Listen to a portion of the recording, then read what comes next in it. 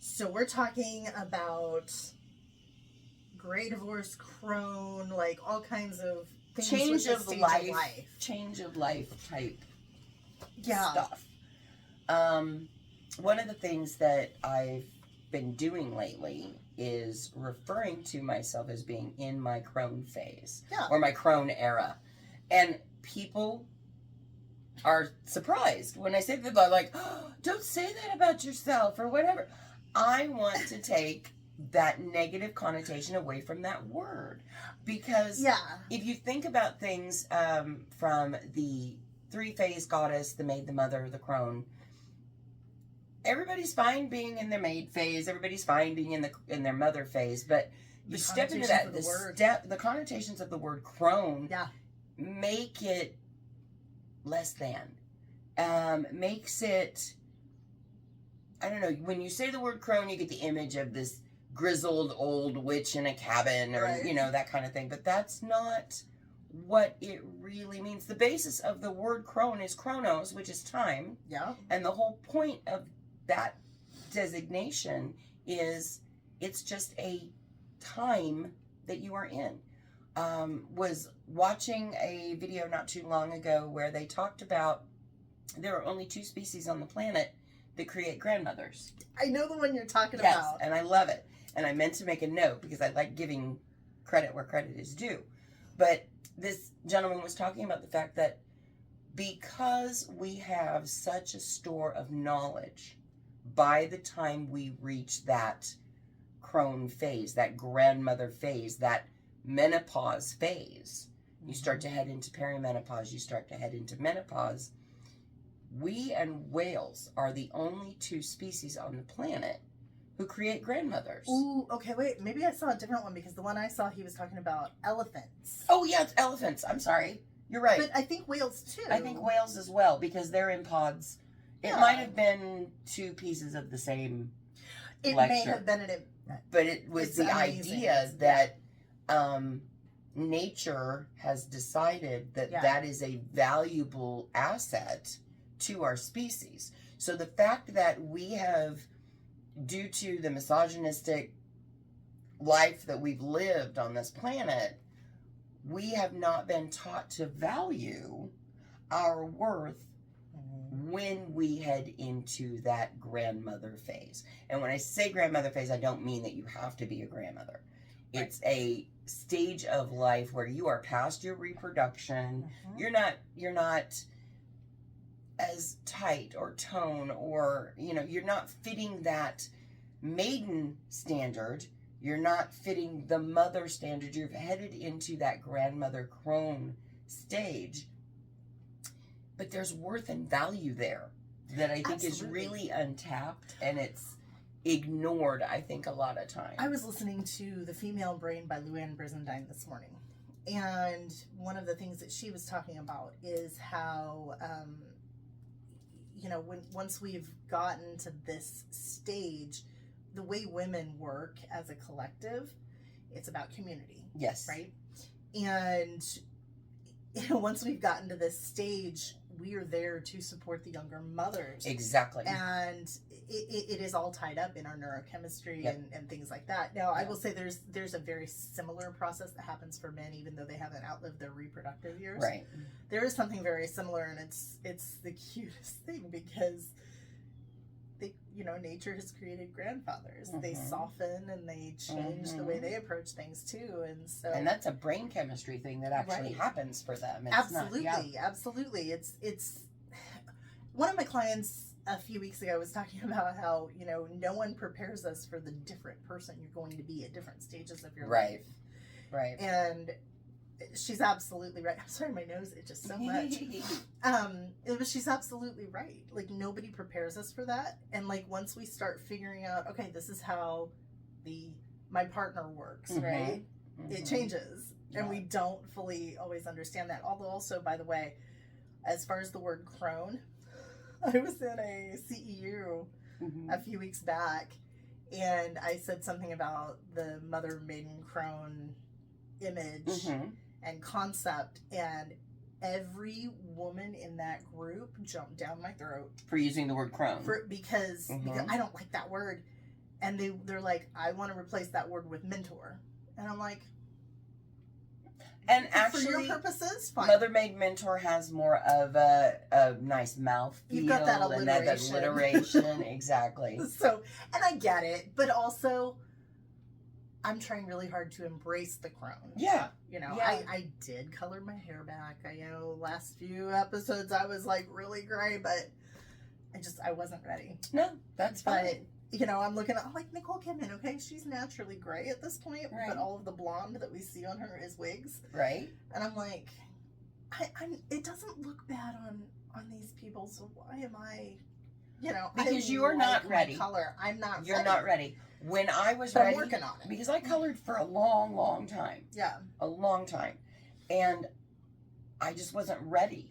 Mm-hmm. And it was like, the minute I became a grandmother, I started really accepting my body at the place that it was, and you know, things didn't live north, they were moving south, and you know, things were sliding down my neck. You know, it was part of accepting and loving who I was and where I was at that time.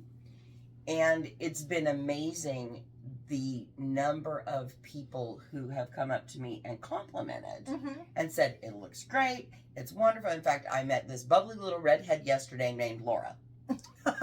And I was like, you are familiar to me. And I said, she goes, hi, Laura, I'm Laura. And I'm like, hi, the best Lauras are the best women are Lauras. And the best Lauras are redheads.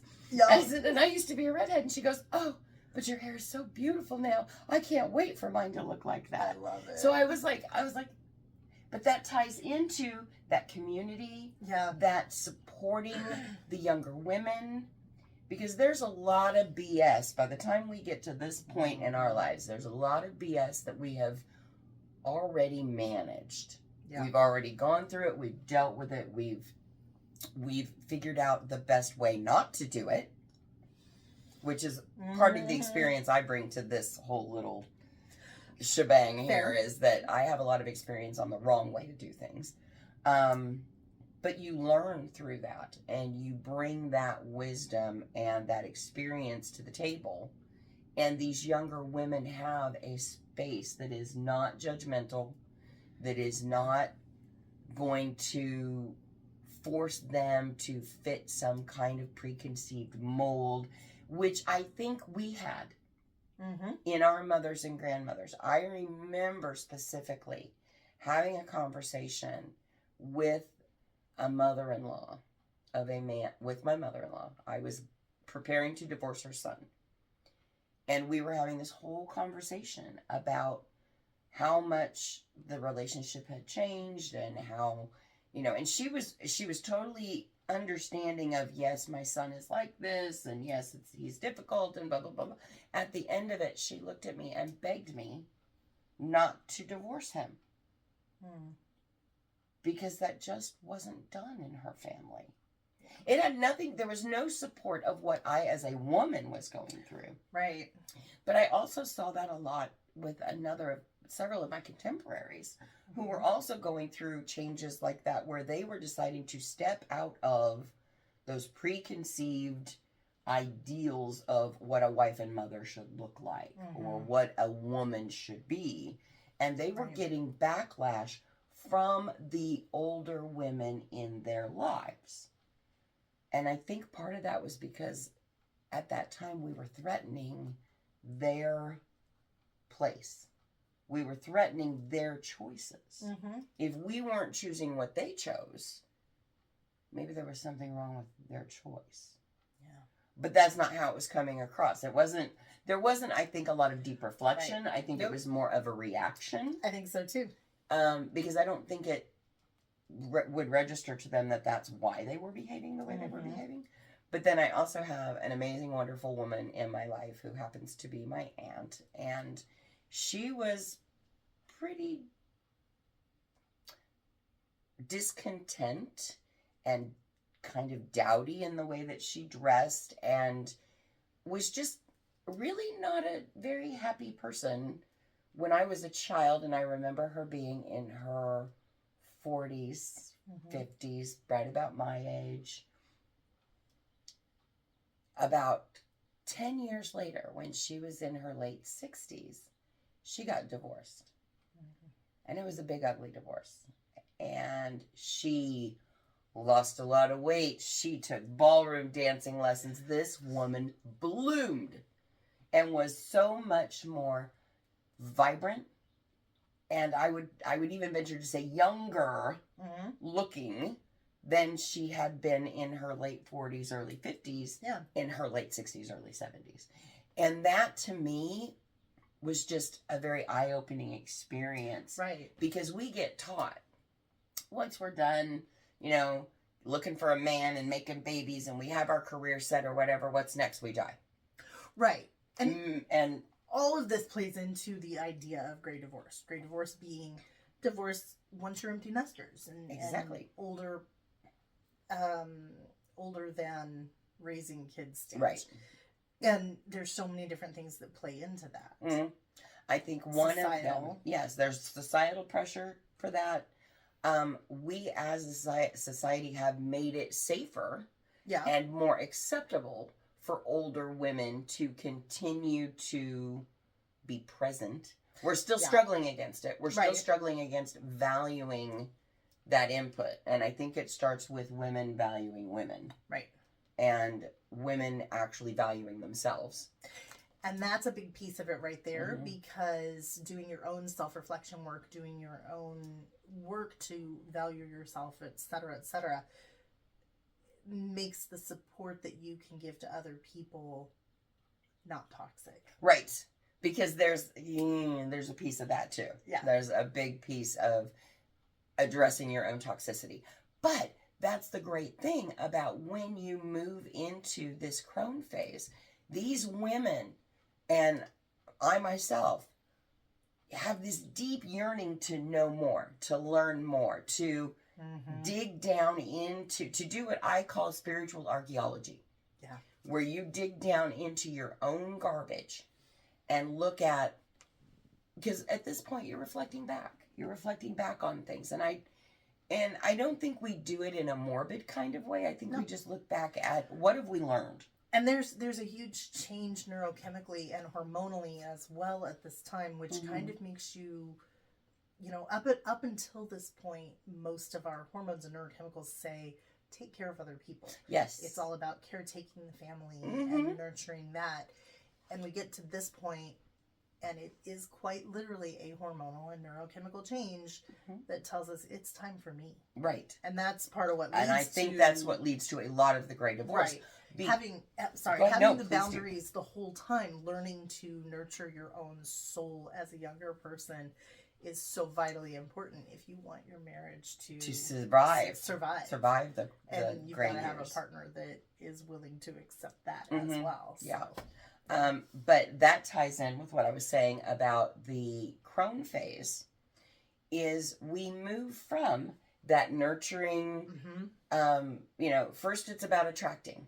And then we attract and we gain, and then, we make babies or we make a family or whatever it is that we're doing. In that mother phase, it's nurturing, taking care of. In the crone phase, we are now ready to disseminate. We are now ready to share that knowledge. I think part of what contributes to the gray divorce is maybe in the early several years, maybe even the first 15 or 20 years of your marriage. You have been so busy and tied up in kids' schedules, work schedules, his doctor's appointments, doing for him.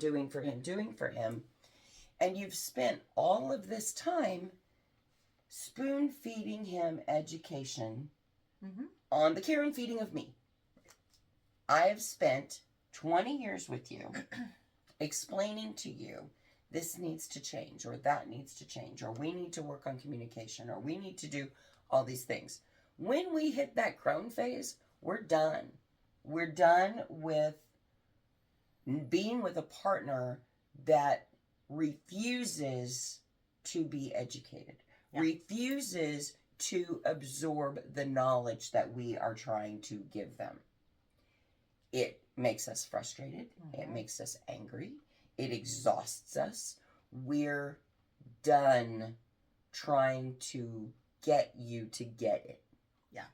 And so that energy is better spent sharing it with grandchildren, sharing it with contemporaries, sharing it with younger women, sharing it with perhaps a man that comes along who is interested in absorbing that, who is interested. All of a sudden, you've met with this whole world of other people because you've stopped looking at your little microcosm. Right.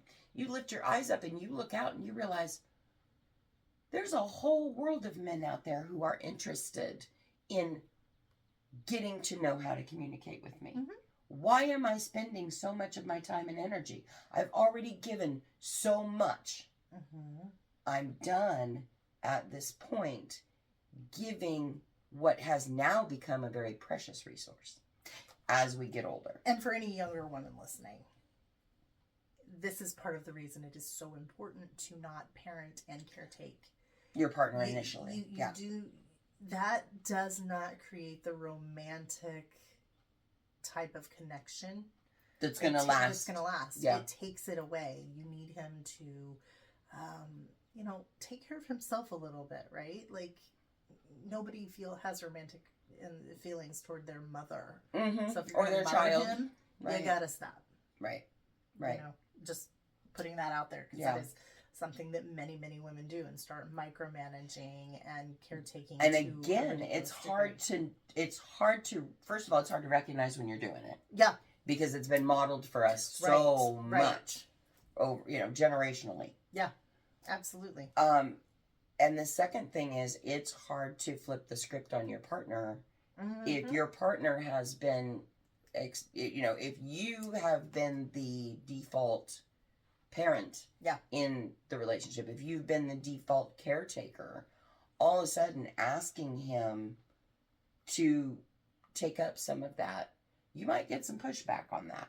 You might get some, well, I don't understand, and there's lots of resources to educate yourself on that. But to reiterate what Melanie said, it's working right now because you have the energy and you have the brain chemistry to support that dynamic. Right.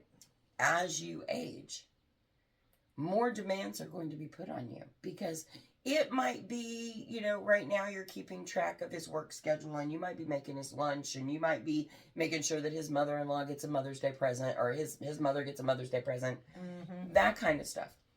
When you're older, there's no kids to take care of. There's no mother-in-laws. His extended family isn't your responsibility to nurture, especially if they've passed on as you get older. Now it's just the two of you.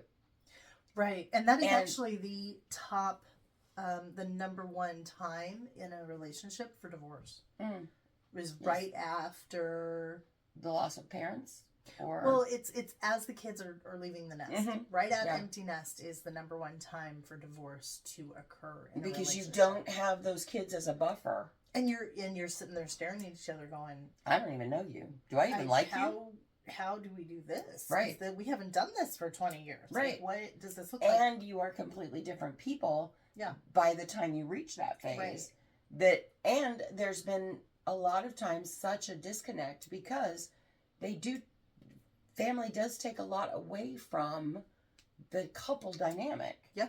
Especially when you have kids in the house. It just takes a lot away from that connectedness. And if those years have not been spent building connectedness between you as individuals, not as mom and dad, not as husband and wife, it's more about you as a person, him as a person. What are the things that you're doing to keep that connection alive? What initially attracted you? Is it still there? Because by the time you lift your head up and look around after the kids are gone, you might not even like the person that's next to you. Right. And he may not like you. But, how do you prevent that? You prevent that by taking care of yourself the whole time. Yes. Dennis and I talk about it a lot because, like, what we do, we compare notes without sharing personal information with clients. But, it's this person's not doing anything for their own soul regarding their own community as far as, men having companionship of good quality men, not the rabble rousers, right? Right. Of course, now I say that out loud, and I'm like, Dennis might be considered a The rabble rouser sometimes. Yeah, he's the rabble rouser in the group, but women don't really do a whole lot for themselves. It's all about the kids. So taking care of yourself and making sure your hobbies and interests are being fed and supported. That's what the word I was looking for. Yeah. That is actually really, really important. Because it helps define you. Yeah. And I know personally that you can get to this stage in life and you've spent so much time nurturing, taking care of your partner, that when it's time for your partner to show up as his own self, he may not even know who the hell he is. Right. He's just used to being... He's used to being told, hey, we need to be over here and we need to be over there, and hey, don't forget, we're going to this thing. A long time ago, and I think it was back when I was in massage school, one of the girls in the class with us, with me, was reading this list of insults, right? And on that list was, how can I miss you if you won't go away? Yep. And I thought, okay, that's kind of fair for an insult in the right context, but it's actually really true. It is. If you guys, if you in your relationship, you spend 24/7 together, how can your partner miss you? Right. I have a friend who put it a very different way. How can she miss you if you're always up her ass? Right. Familiarity breeds contempt. That is, that is a term, and it's. You have to, like you said, of each other. You have to keep your own. If you stop doing everything that you were interested in and doing for yourself when you get into a relationship, you're not the same person they fell in love with. Right. Right. And I think that's a trap that a lot of women fall into. Yeah. I have personal experience with a woman in my life who becomes whatever her partner is. And a lot of women, so that's part of our neurochemistry too. Yes. We have to kind of that mirroring different. Right. We have to work that differently. Yeah. Go ahead. Sorry. But, something that she had zero interest in until she met this guy all of a sudden becomes her life. Yeah. And then that relationship ends and she never goes back to that hobby or that interest or whatever, but then the next guy has something completely different. Never had, she was never into sports and now all of a sudden she's the biggest Chiefs fan on the planet. Or there's an activity that she really didn't like. It's like, I don't run. Yeah. And then she's with a guy who's a triathlete. Now all of a sudden she's got new running shoes and she's got a bike and she's doing all of the things. I'm with a triathlete. You will never catch me running. Absolutely. I don't run even if a wild animal's chasing me. If I'll somebody's curl up on the chasing ground. me, I'm dead. No, I've often said if anything's chasing me, I'll curl up on the ground and let it sniff me and paw me and hopefully go away. But exactly. I'm not going to run. Okay, so how many times have you heard a woman who exited a relationship or reached a certain, and it happens at this certain stage of life, right, as we're getting to crone or mentor, right? That you hear a woman say, I don't really know who I am. Yep. Yeah.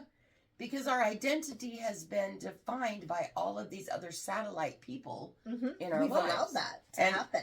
And we've allowed it because it's, one, what's been modeled for us. Yep. And two, it's what gives a lot of us a sense of worth. A sense of, I am needed. I am required for this. This person's going to fail if I don't help out. Codependent in a lot of shading, but I think tied more into our feeling of worth, our feeling of this is our place. And when those external forces are removed, what's our place? Where do we go now? What do we do? And if you go to your partner and he's like, which is a response I get a lot. I get that response so much. It's like, so What does that look like? What does communication look like to you? What does it look like for me to support you? So you get to that point where you realize that this individual that you have built this life with didn't actually provide anything to help build the life. Or if they did, you overlooked it because you were too busy being the micromanager of everything. Right. That has happened. That does happen an awful lot. But a lot of women, when they get to this stage, they're like, okay, other than working your 40 to 60 hour work week, what did you do to create a foundation that we can stand on after we're done providing for all these other people that we're providing for? Mm-hmm. And a lot of times, by the time women reach that phase, they realize that due to their micromanaging, due to the fact that they had to have complete control, they atrophied their husband's muscle to make decision. They allowed their husband to stay in the passenger seat. They did not allow their husbands to lead because for whatever reason they didn't trust it, or they didn't let him do it his way. I have several individuals that I know who, if their husband didn't diaper the baby exactly the way they wanted it diapered, they weren't allowed to diaper the baby anymore. If the husband didn't soothe the crying child the way mom wanted it, they got it removed from them. And then the woman absorbed a vast amount of resentment because her partner wasn't giving her the support. And that's a trap, another trap we fall into. Can I tell a story? Yes, please do. Okay, so my ex, who you know. Yes, who I know. Who I actually met before she met. Yeah. And that's saying something, because man, I've known him since I was a kid. Yeah. Mm-hmm. He used to micromanage me on loading the dishwasher, and I'm like, you know what? Just do it. I'm not, I can't deal with this. So when I started dating Dennis, I came over, he made me this really nice lunch, and I'm like, you went to all this trouble, let me do the dishes, please. Mm-hmm. Let me clean up. So I started cleaning up, and I said, all I ask is that if you don't like the way I've loaded your dishwasher, you can fix it, but wait until I leave. Mm-hmm. Right? Mm-hmm. And he just grinned real big, and he goes, so who decides how the dishwasher gets loaded? I said, whoever's doing it. Right. And we still live by that. Right. I mean, that's the way it should be. If you're doing it, do it the way that works for you, but let somebody else do it the way that works for them. Right. Because, again, it falls into this. It still gets done. Getting it done is the job. Yeah. I mean, okay. The towels may not be folded the way that you want them folded. And you can throw a fit. You can pout. You can give that to me. I'll do it myself.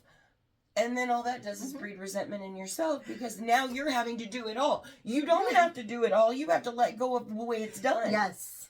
We were folding laundry the other day, and he folds washcloths a certain way, and there were only a couple of them, right? Mm-hmm. And these washcloths are specifically for, like, removing makeup so that I'm not damaging, like, all good the washcloths. Right. And so, we finished what we were doing, and I took the washcloths and I quickly just refolded them because I have a container that they go in. That's how they fit when they're folded like that. But I didn't say anything to him about it. I didn't get on him about it. I just quickly redid it and put them away. And he goes, so you're refolding my work? And I'm like, it just fits better, Right. I'm like, I'm not, getting on you or anything like that. And honestly, I probably should have waited till he wasn't looking and refolded it. But I think that when they witness us do that. Yeah. And they do witness us do it, even though we think they're not paying attention. Right. Their thought process is, well, why the fuck bother if you're going to undo my work? Why do it? But that's where the communication comes in. And this week, I just took them the way they were folded and put them. Right. I'm like, you know what? I'm just going to stack them on top. They're done. It doesn't matter. Right. Yeah. But like at our house, on the topic of towels, there are 3 places in our house where bath towels live. The upstairs cabinet, they have to be triple folded because that's how they fit in this narrower cabinet. The downstairs cabinet, they're half fold because that's how they fit in that cabinet. And then in the guest bathroom, we don't have a cabinet, we have a basket, so we roll them. So there's 3 depending on where the towels live. Yeah. And that is the job of whoever's putting them away. If you're folding them, I don't care how you fold them, just fold the damn towels. I don't care anymore. I used to care. I used to care so much I would go and empty my children's dresser drawers, dump it all out on the floor, and make them refold. Ooh. That's how I know how to do it wrong. Because that built resentment. My mother did that. Yeah. And I caught myself with my kids. Yeah. And I'm like, you know what? Yeah. As long as it's folded, I don't care how. I don't think I've even opened my 18-year-old's dresser drawer since I stopped putting her clothes away. I don't care anymore. I used to really care. Yeah. But at this point, let's say I'm going through the towels and I'm like, oh, that's an upstairs towel. That's the downstairs is the guest bathroom, so it has the nicer towels. The other bathroom is the kids' bathroom, and if they get the ratty shredded towels, I don't care if they get the ratty shredded towels, you know. So, okay, those are upstairs towels, those are downstairs towels, but they're all triple folded. As I'm putting them away, I'll roll them and put them in the basket. As then, you know, I'll unfold half the fold and put it in the big cabinet. For me, it's been very mentally healing to let go of that control. Because when you have that level of control and people don't meet your demand, it makes you resentful. Absolutely. It makes you angry. And it makes you go, fine, I'll do it all myself. And then you end up with this burden of BS that you've created for yourself. Yeah. And then what happens? It flows out onto your partner. And you're not supporting me. This dovetails really nicely with another topic that we're going to do really soon, which is, you know, kind of that masculine, feminine energy, leading versus following versus allowing, and allowing someone to take the lead isn't blindly following and stuff like that. Right. But, you know, just kind of letting go of that control is huge. And I have had some wild revelations with that in the last few years. Because I am now with someone in a relationship with a man that wants to lead. Yeah. And leads in a nurturing way. It's quiet, confident leadership. Yes. It's not demanding, controlling, overbearing type of stuff. Absolutely. And that is, I know, something that you were wanting to talk about a little more, and me too, because that is a huge piece of finding yourself at this stage in life. Exactly. Because, like I said, when we get to this stage in life, our patience is much higher, but our tolerance is much lower. Yeah. I think that is... You know what? I like the way you put that. If our patient, we have much more patience, but we have a lot less tolerance. And if I have given you all the tools to do what needs to be done and you're still not picking up those tools, buddy, I ain't wasting the time. I got other things to do. Now, whether that means the relationship ends or I just find something outside of the house away from you to do, then that's what happens. But I think we get to this point and our desire, our need to be fulfilled stops becoming such an external factor. Yeah. We stop looking so much at what they're bringing to the table. And we find it within ourselves. And we do. We look at what we set on our own table and said, you know what, those crystal goblets are beautiful, but I need the right silverware to go with it. You're not going to give me the silverware. I'm going to go get it myself. I know where to find that. Yeah. And if I don't know where to find it, guess what? I'll shop around. Right. And I think this is a metaphor that could very easily be misinterpreted. So I just want to clarify that. Right. The silverware is not another man or an affair. We're talking about finding ways to nurture your own soul. Right. Right. You know? Right. So I can just see somebody going, oh, they said do that. It's about evaluating what you're missing in your life and going to get it for yourself. Yeah. And finding it within yourself. Right. Because if you don't heal whatever caused the divide between your current partner, you're not going to heal it with a new partner.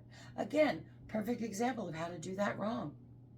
I've done it. You have to, at this stage in life, you're looking at you're like taking stock. Mm-hmm. You're, you know, a lot of people are doing that bucket list thing. A lot of people are looking at, what did I not achieve that I wanted to achieve, and is it actually something that I really still want to do? Yeah. Or are there new goals? And oh my God, am I too old? Maybe not. Maybe I am. You know, there all of those conversations that you have with yourself. But when you head into this phase where you're looking at, oh my God, I don't want to spend. I'm 55 years old. I might have another 20 years. Am I okay giving the next 20 years into this relationship? You might have another 30 because 85 is... 85 is the new cutoff. But yeah, okay. So I've made it 2/3 the way through my life. I still have the last half, 20 to 30 years of my life. Do I want to spend it with this individual? And is this individual willing to change with me, to change alongside me, to change in a way that's complementary to me? And if not, you might reevaluate. I think that's where a lot of folks just get to a point where they're like, I can't talk to her. I can't communicate with her. He doesn't understand me. Every time I try to bring something up, it becomes a fight. I'm done. Mm-hmm. If it's a valuable enough relationship, I have a couple that have been together since high school in my life, that right around the 25, 30 year mark of being together, they were so divided and so different, and they were going to split. And they both came together and said, you know, we've invested a quarter of a century here. I want to continue to invest this time in you. And they did the work. He did the work. She did the work to make it satisfactory in their later years, to make it so that they were growing together and not apart. Because a lot of times we start out so intertwined with that person that we're in love with. But as time goes, we get further and further and further apart, to the point where when you finally sit back and take stock, there's such a gulf between not only the person you started out to be and the person you are, but who they started out to be and the person that they now are. And is there enough strength, commitment, affection between the two of you in the relationship to do what it takes to gulf that divide? A lot of times there isn't. And that is actually, that mirrors the story of my first marriage. And I will be honest, there were red flags I ignored the hell out of at the beginning. But when my kids hit 15, I'm looking at them and I'm going, we need to work on this. We need to, like, we're going to be left with no kids and just looking at each other. We need to nurture this. And by doing so, by saying that to him, he went along with the idea that we needed to have like a weekly date night. Okay. We went to Tanner's Bar and Grill. Yeah. And I'm sure that you were the one that arranged any kind of where the kid's going to be and how are we going to get there. And they were old enough at that time. That was part of the reason that it made it easier to get it done. They were old enough to be by themselves at that point. But, you know, we went to do the same thing every week. There was no variety. There was no... And it was like pulling teeth to try to engage him in conversation. Yeah. And yeah, if you're doing that, men, if that's something you're doing, do not take her to a sports bar and a grill. Don't take her anywhere where there are TVs on the wall. Right there. Don't take her anywhere where there are TVs on the wall. That's because it's way too easy. And that brings up for both of you to just watch TV. That Dennis likes to talk about a lot is that men who actually date their wives, continue to date their wives, having a weekly date night, a weekend or two a year away, and one longer vacation away every year or two. Those wives are I want to say it's in the 300% range, happier and more content. Yeah. That shows how much I actually listen to him. No, it's how much I retain. That's the problem. I'm not retaining numbers. But it's a huge increase because you're continuing to date your partner. Because we all want to feel valued. Yeah. We want to feel like I'm worth the effort. And when we are with someone who doesn't make us feel like we're worth the effort, all the effort that you have made feels negated. It feels taken for granted. And we start to internalize that. Yes. And it becomes our resentment, reality. And it does. It becomes, oh, well, if he really loved me, he would do X, Y, and Z. Well, how much of that is your demand for a behavior that is outside their capacity? Or demand for a behavior that you never actually discussed with them. There's that whole concept of covert contracts. Yeah. You're expecting something that you've not really communicated. That's right. And I'm telling you, as women, we are not good with that. We think we're being clear, but we are not.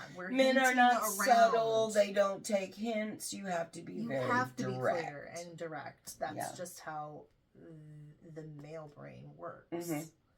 Well, and I had a realization not too long ago that in the dating process, guys will ask you, what do you like? What do you think is romantic? Then you give them the blueprint to woo you. Yeah. Whether it is actually, and even Steve Harvey has a whole series about not giving him the keys. Yeah. Because then he's going to steal it all. Because we tell them exactly what we want. And they give it to us because they want to be with us, even though it's not in their nature to do it. So, while I agree with Steve Harvey a little bit on that, I also disagree because it's a good metric for figuring out, are they love bombing or is there some consistency? Because a man who is interested in dating you and wooing you isn't a good quality one, right? Isn't just going to do all of the things that you say you want to do. Right. He's not going to say, fine, I'm giving you the reins. He's going to take leadership and say, all right, is this something that she would like? Okay, this is something I would like, and invite you along. Like, there's different approaches to it. And so that's a metric. In fact, that was part of what Dennis and I did. In fact, he asked me, he's like, well, what kind of things do you like? What do you enjoy? And I was still trying to figure that out. Right. Because I was only a couple of years separated. And I was trying to figure out who I was. And I told him, I said, you know what? I will keep you updated on that because it's variable. I'm still learning. I'm trying to figure all that out. But I am interested in someone who can show me new things. And that's kind of where we went, but we went together. It wasn't so much about the he didn't take that and go, okay, I'm gonna use this and impress her, and that's honestly a little bit of a pinkish flag if someone does that. Well, and I think that it's also something that we do to ourselves, because we set out a formula and say, this is the only way that this is going to work for me.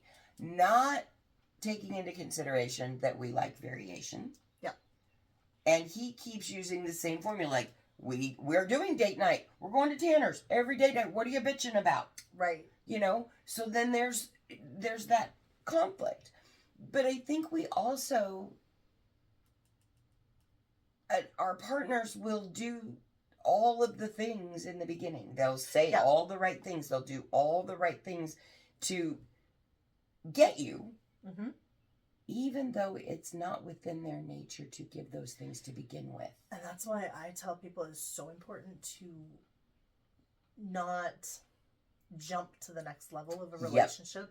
Because those things aren't sustainable if they're not part of that person's nature to begin with. You've got to give them time to show you who they truly are. Mm-hmm. And you cannot see that before a year minimum. Right. Because anybody can keep up a facade for about 6 months. And really damaged people can keep it up for 18 months to 2 years. Yeah. Yeah. That's very true. Very true. Yeah. So... But going back to the topic of the gray divorce and getting to that point in life, we have now come to the conclusion that our partner was never that individual that he presented to be in the beginning. And so you've spent this time... Or if he was. See, and I'm playing devil's advocate. No, absolutely, please do. We also have a tendency to change them. We have a tendency to want to change especially them. With our damage. Yeah. That our behaviors, a lot of times there's negative reinforcement that changes the things that were originally good about the relationship. Yeah. And it all ties into him not doing it your way. And you criticize it. A lot of men are going to be like, fine, I won't do it at all. A lot of it comes into how you're responding. You may change the way that you respond to things, but you didn't tell him, hey, this has changed for me. He didn't change it, so now you have this resentment. So there's all of this, and you get to this point where you have now had to navigate who this person has become. And you reach a stage where it's like, okay, I've navigated as far as I can navigate. I am as far out to sea as I want to be with you, and there is no lifeboat, and I don't know where to go with this. What the hell?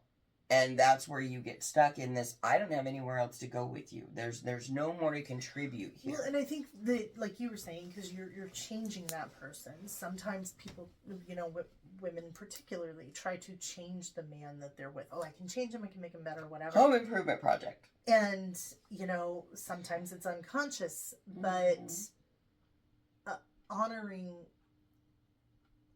the person that you fell in love with is not changing them, is allowing them to be themselves. And I think that goes both ways. It's and really allowing important. Them the space to grow into who they're going to be. Right. It's a stupid little example, and this is not like a major character or anything, but, if you're dating someone who has some weird table manners, at the beginning, and you're like, I don't know if I could. Okay, is that the most important thing? Right.